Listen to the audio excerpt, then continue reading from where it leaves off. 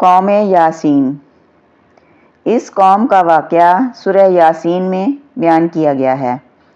ارشاد باری تعالیٰ ہے، اور ان سے بستی والوں کا قصہ بیان کرو جب ان کے پاس پیغمبر آئے، یعنی جب ہم نے ان کی طرف 2 پیغمبر بھیجے تو انہوں نے ان کو جھٹلایا، پھر ہم نے تیسرے سے تقویت دی تو انہوں نے کہا کہ ہم تمہاری طرف پیغمبر ہو کر آئے ہیں۔ وہ بولے کہ تم اور کچھ نہیں مگر ہماری طرح کے آدمی ہو اور اللہ نے کوئی چیز نازل نہیں کی، تم محض جھوٹ بولتے ہو۔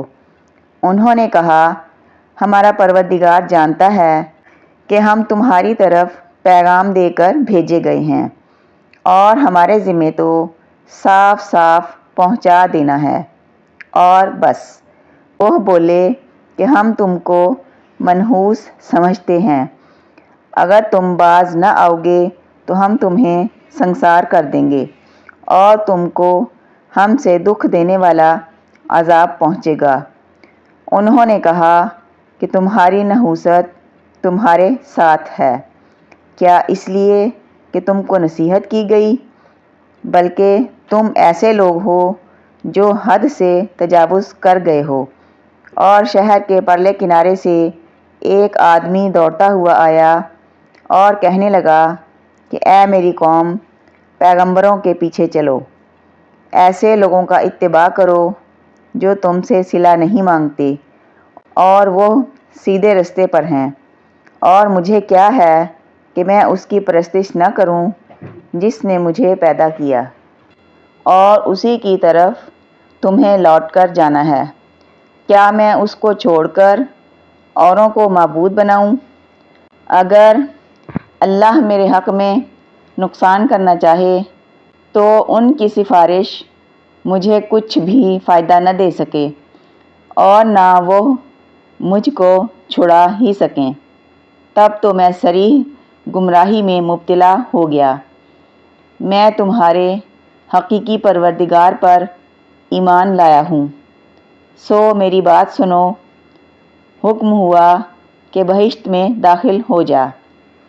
بولا، کاش میری قوم کو خبر ہو کہ اللہ نے مجھے بخش دیا ہے اور عزت والوں میں شامل کیا ہے، اور ہم نے اس کے بعد اس کی قوم پر کوئی لشکر نہیں اتارا اور نہ ہم اتارنے والے تھے۔ وہ تو صرف ایک چنگاڑ تھی جس سے وہ بجھ کر رہ گئے۔ بہت سے متقدمین اور متاخرین علماء کرام کی رائے ہے کہ یہ شہر انطاکیہ تھا۔ ان کے بادشاہ کا نام انطیخس بن انطیخس تھا اور وہ بت پرست تھا۔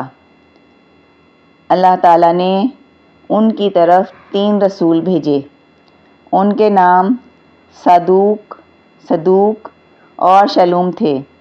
لوگوں نے ان کی تکذیب کی۔ یہ حضرات اللہ کے رسول تھے۔ بعض علماء نے انہیں مسیح علیہ السلام کے رسول یعنی آپ کے بھیجے ہوئے حواری قرار دیا ہے، اور ان کے نام شمعون، یوحنا اور پولس بتائے ہیں، جو انطاکیہ کی طرف بھیجے گئے تھے۔ یہ قول درست نہیں، کیونکہ جب مسیح علیہ السلام نے انطاکیہ کی طرف 3 حواری بھیجے تھے تو یہ شہر مسیح علیہ السلام پر ایمان لانے والا پہلا شہر تھا، نہ کہ انکار کر کے تباہ ہونے والا۔ اسی لیے یہ ان 4 شہروں میں سے ایک ہے جہاں عیسائیوں کے بطریق پیٹریارک بڑے پادری ہوتے ہیں۔ وہ شہر یہ ہیں: انطاکیہ، بیت المقدس، سکندریہ، روم اور بعد میں قسطنطنیہ۔ یہ شہر تباہ نہیں ہوئے، جبکہ قرآن میں مذکور اس شہر کے لوگ ہلاک ہو گئے تھے جیسے کہ قرآن مجید میں بیان ہے کہ جب انہوں نے رسولوں کی تصدیق کرنے والے نیک آدمی کو شہید کر دیا تو وہ تو صرف ایک ہولناک چیخ تھی کہ یکا یک وہ سب کے سب بجھ کے رہ گئے۔ البتہ یہ کہا جا سکتا ہے کہ ممکن ہے پہلے یہ 3 رسول انطاکیہ والوں کی طرف بھیجے گئے ہوں، پھر جب ان کی تکذیب کی وجہ سے وہ لوگ تباہ کر دیے گئے تو بعد میں شہر پھر آباد ہو گیا ہو، پھر مسیح علیہ السلام کے زمانے میں وہاں کے لوگ آپ کے حواریوں پر ایمان لے آئے ہوں۔ اگر واقعات کی تعبیر اس انداز سے کی جائے تو شاید درست ہو۔ اللہ بہتر جانتا ہے۔ اللہ تعالیٰ نے اپنے نبی حضرت محمد صلی اللہ علیہ وآلہ وسلم سے فرمایا کہ آپ اپنی قوم کے سامنے اس بستی والوں کی مثال بیان کیجئے جب اس بستی میں کئی رسول آئے، جب ہم نے ان کے پاس 2 کو بھیجا تو ان لوگوں نے دونوں کو جھٹلا دیا، پھر ہم نے تیسرے سے تائید کی، یعنی تیسرے کو بھی بھیج کر رسالت و تبلیغ کے کام میں ان دونوں کی مدد فرمائی۔ سو ان تینوں نے کہا ہم تمہارے پاس بھیجے گئے ہیں۔ قوم نے جواب دیا کہ آپ تو ہم جیسے انسان ہیں، اور وہی کچھ کہا جو پہلی کافر قوموں نے اپنے رسولوں سے کہا تھا، کیونکہ انہیں یہ بات ناممکن محسوس ہوتی تھی کہ اللہ تعالیٰ کوئی انسانی رسول مبعوث فرمائے، کہ اللہ تعالیٰ جانتا ہے کہ ہم اس کے بھیجے ہوئے ہی تمہارے پاس آئے ہیں، اور اگر ہم جھوٹی باتیں بنا کر اس کے ذمے لگاتے تو وہ ہمیں سخت سزا دیتا اور ہم سے شدید انتقام لے لیتا، اور کہا اور ہمارے ذمہ تو صرف واضح طور پر پہنچا دینا ہے، یعنی ہمارا فرض یہی ہے کہ اللہ نے جو پیغام دے کر ہمیں بھیجا ہے وہ تم تک پہنچا دیں۔ اس کے بعد اللہ جسے چاہے ہدایت سے نوازے اور جسے چاہے گمراہی میں گرفتار رہنے دے۔ قوم نے کہا ہم تو تم کو منحوس سمجھتے ہیں، یعنی تمہارے لائے ہوئے پیغام کو نحوست کا باعث سمجھتے ہیں۔ اگر تم باز نہ آئے تو ہم پتھروں سے تمہارا کام تمام کر دیں گے۔ بعض علماء کی رائے ہے کہ پتھر مارنے سے مراد طعن و تشنیع اور تنقید و مخالفت ہے، اور بعض کی رائے ہے کہ واقعی پتھر مارنا مراد ہے۔ پہلے قول کی تائید اس سے بھی ہوتی ہے کہ ہم تمہیں قتل کر دیں گے اور تم کو ہماری طرف سے سخت تکلیف پہنچے گی۔ حبیب نجار کی نصیحت۔ ان رسولوں نے کہا تمہاری نحوست تمہارے ساتھ ہی لگی ہوئی ہے، یعنی تمہاری بدشگونی کا نقصان تمہیں ہی پہنچے گا۔ کیا تم اس کو نحوست سمجھتے ہو کہ تم کو نصیحت کی جائے، یعنی ہم نے تمہیں ہدایت کی طرف بلایا اور نصیحت کی ہے، اور تم ہمیں قتل اور بدتمیزی کی دھمکی دے رہے ہو اور ہماری نصیحت کو نحوست کا نام دے رہے ہو۔ حقیقت یہ ہے تم حد سے نکل جانے والے لوگ ہو۔ اللہ تعالیٰ نے فرمایا اور ایک شخص اس شہر کے آخری کنارے سے دوڑتا ہوا آیا، یعنی وہ رسولوں کی مدد کے لیے اور ان کے سامنے اپنے ایمان کا اظہار کرنے کے لیے آ گیا۔